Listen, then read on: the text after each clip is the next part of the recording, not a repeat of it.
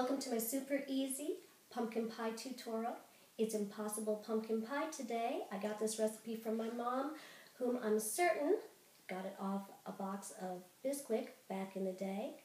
It's impossible because it's actually a crustless pie, which makes this recipe so easy. And I'm not much of a baker. Leave that to my sisters. However, I do believe you need to have one baked good recipe in your arsenal that you can whip up and take to a dinner party or just make because you're craving it. Anyway, let's get started. Impossible pumpkin pie. First of all, preheat your oven to 350 degrees. Next step couldn't be easier. We're going to blend all of our ingredients right into the blender. Starting with that Bisquick, half a cup, magic. You're going to add 3/4 of a cup of sugar, 2 tablespoons of butter, just follow the guidelines right on the packaging, 1 can of evaporated milk, 1 can of pumpkin, and make sure it's just pumpkin, not pumpkin pie, which already has spices mixed into it. Going to add 2 large eggs, 2 teaspoons of vanilla, which I prefer Mexican vanilla. It has a little bit of a stronger flavor, but I do like that. And then 2.5 teaspoons of your pumpkin pie spice. It's written right on the label, super easy to find, right down your baking aisle. You have it all in your blender. You're going to blend it up for 1 minute.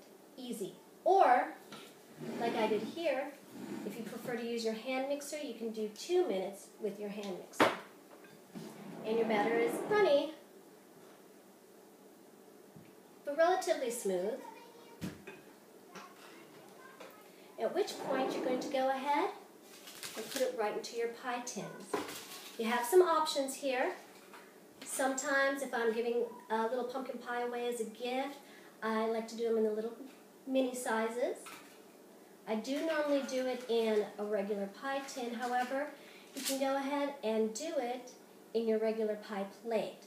If you're taking this to somebody's house and you want to leave the leftovers with the host, easy enough. The presentation is good in the pie plate, but then you take your tin out and leave it there, and you leave with your pie plate. So, like I said, pie plate. I usually put it right on a tin foiled cookie sheet because I'm messy and I know it. I grease it. You can use butter, you can use shortening, whatever you choose. I like the spray because it gets in all the little nooks and crannies of the actual tin. Like I said, easy enough. All you're going to do next is pour your batter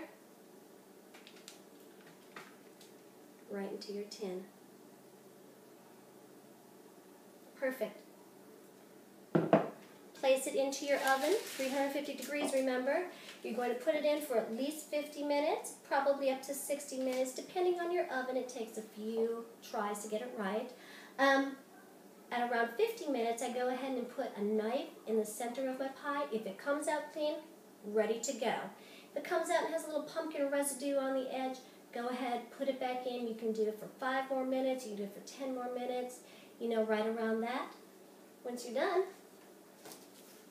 you have your crustless pumpkin pie. Impossible? No, definitely possible. Try it yourself.